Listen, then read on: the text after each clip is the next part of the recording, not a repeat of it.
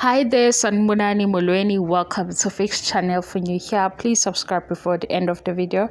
If returning, thank you for love and support. I appreciate you. Izingane zesembu i-review isigaxa samanga, isigaxa sezinto ezingavelanga. Sunset. Njengoba ngithembisile guys ngathi ngilinde ishow iphele.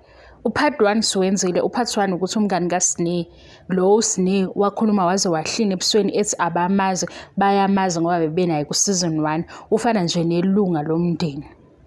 Okunye ngikhuluma ngama TV shows angikwazi ushintshe voice yami ayibhora inje. Yes, ngikhuluma ngama TV shows ngiyahleba kancane sayixoxela kube mnandi sifundisana into esifundisana yona. Upart 2 lo.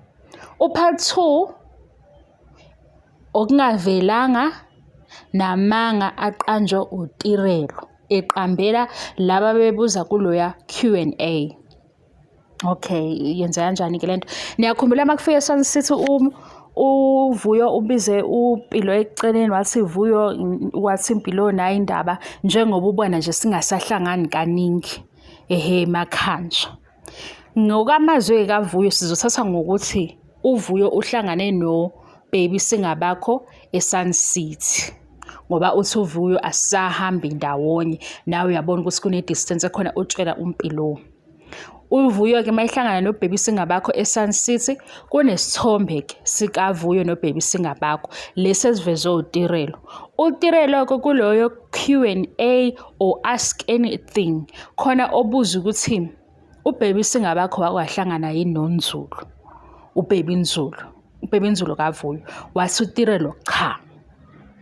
We guys, inganekwane le kodwa ke izithombe nazo zinenganekwane. Angithi ngibone ukuthi uVuyo begqe kanjani eSunset, right? uVuyo nabona futhi isithombe sakhe no Baby Singabakho, right? uSneh engekho eMzumbe unesithombe endaweni eyodwa no Baby Nzulu. Azento noma lento engishoyo inganekwane yona. Shuthi ke ngoba uNzulu no Singabakho abahlangananga bona. uSibindo wakwazi ukuthatha ingane wayiletha kuSneh washutha, waphinde futhi wathatha enye washutha. Kodwa masibheka idata lesithombe sikaSneh usuku olulodwa, ibackground indawo eyodwa. Nayizwa leyo nto. Nanokuthi ke lana kade kukhona uBaby Nzulu shuthi bahlangane uSibindo wathatha ingane wakhishima waya kuSneh wathi auntie shutha nengane, waphinda wathatha enye wathi auntie shutha nengane, kodwa masibheka endaweni eyodwa. Enye ke into engiyibonile ke ngoba phela ngathanda ukunixoxela vele izinto ezingathi shu. Enye into engiyibonile lapha eSunset lengane yokuqala ephethwe uSneh ifana nengane le yesibili ephethwe uSneh. eSunset sibona uSingabakho kodwa eSunset uSibindi uphathe ingane kawu2, ingane ezihlukene okuyezakhe. Mase-ke kuzoba khona ozobuza umbuzo ukuthi how pho ingane angithi yabo ngesikhathi bexabana nje lo kade beloko kokugcina uBaby Singabakho ayengekho etafuleni khona wayegada uBaby Singabakho njengoba nengane enye futhi ayigadiwe eSunset. Nethuba uVuyo athole ngalo lokushutha noBaby Singabakho ngoba uthi uVuyo asahamba ndawonye ulithole eSunset. Nayo izake leyo imethi ke ithi uSneh benoSibindi bakwazi ukuthi bebe neplan yosuku olulodwa yokuthi beshuthe nengane kodwa zingekho ndawonye ngoba uthi uTirelo ayihlangananga. Okuhlekisa kakhulu ke lesithombe sikaVuyo noBaby Singabakho sisifake lo Tirelo. Mina ngase ngibuka ukuthi uVuyo wenzeni ekhanda, uVuyo ubophe kanjani ekhanda, ngase ngiyabuka ukuthi uVuyo wayenzeni ekhanda egqokeni, ngabuka lezi izithombe, ngabuka uSneh la ehleli khona, ngase ngithi okay ke Sneh. Kodwa ngibuze ukuthi lezi izithombe ngayibona kanjani. Yabonga lesikhathi uSneh egxekwa kukhulunywa indaba yokuthi ingane akayinakile kwasha kwacima khona ohlanganise isithombe sikaSneh ethi kodwa uSneh uAnti right. Lezi izithombe ke uSneh unezingane endaweni eyodwa le ndawo akusikhona iMzumbe. Mzimnandi inganekwane phela mina ngakhula ngazi inganekwane ugogo wayengixoxela inganekwane. Wakuthi nje masiqeda ukuthandaza ebusuku masiyasixoxela inganekwane ezimnandi. Yikho nami ngikwazi ukuxoxa inganekwane. Zona yazi imnandi ke. Usuyizwa inganekwane ukuthi uvuyo nalento ade yenza ekhanda ngale ndlela abophe ngayo yisona sikhathi lesi ahlangana naso ngoba baby bani singabakho. Kodwa kushuthi-ke wayehlanganisa nisithi vele uBaby Nzulu engekho. Kodwa uSibindi wakwazi yena ukwenza umlingo ukuthi ahambe ney'ngane omama bazobe bengekho ayise kuSine beyoshutha endaweni eyodwa. Mase ngiyibuka mina le ndawo uSine ashuthe kuyona ifana ngqo nalezi iy'thombe ade bey'shuthe eSun City. Ngibuka i-background yakhona. Uthi nje bese ngiphethe ukuphapha lokhu eningitshela ngakho ukuthi ngi-childish. Kodwa ningiphoxelani ngimdala kanjena? Mase ngibuka kuSine ngithi hawu weSine. Ngase ngahamba futhi ngathi ngifuna ukuconfirm ukuthi uSine lawo beseSun City ngempela yini. Lezi iy'thombe i-production team ey'sherayo after i-episode ne-episode zifana ngqo nalezi iy'thombe uSine ashuthe khona ney'ngane. Shuthi-ke uSine ngoba lezi iy'thombe uy'shuthe kwenye indawo uy'phindile lezi iy'mpahla. Ngase ngibuka-ke lezi iy'thombe ama-outfits ey'ngane, ingane eyayiphethwe uSibindi eyokuqala kwi-episode yaseSun City ifana nengane ayiphethwe uSine, kodwa le yayiphethwe uSine ukuthi bingekho kwi-episode.